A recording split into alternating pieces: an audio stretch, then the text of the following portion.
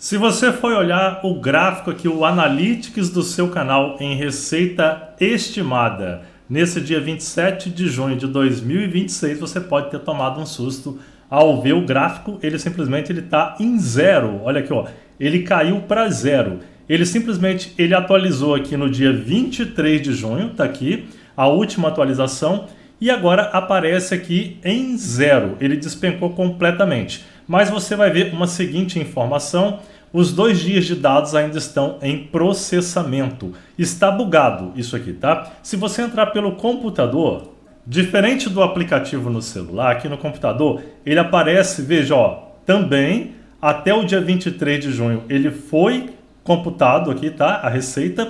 Só que você vai ver que no dia 24, 25 e 26 ele não computou ainda. Então aparece aqui também, ó, aqui o gráfico ele não aparece despencado aqui para zero, mas aparece esse vácuo aqui, esse vazio. Vácuo não é o esposo da vaca não, tá, gente? Esse vácuo, esse vazio.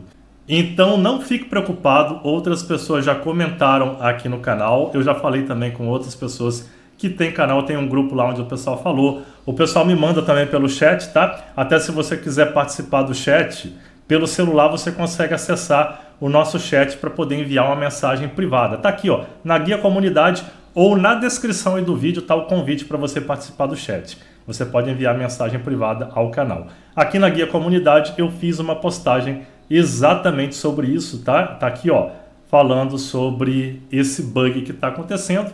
Com certeza o estagiário ele apertou o botão errado. Brincadeira, gente, isso já aconteceu, isso é normal, é rotineiro. De tempo em tempo acontece esse tipo de coisa aqui dentro do YouTube, seja em visualizações ou na receita estimada, acontece mesmo. Já já vai ser corrigido, não se preocupe, não é somente com o seu canal, é geral. Então convido você para se inscrever no canal se esse vídeo ajudou a você ficar mais tranquilo, e nos vemos no próximo vídeo. Como eu falei, o link do chat vai estar aí na guia comunidade, também na descrição desse vídeo para você. Obrigado!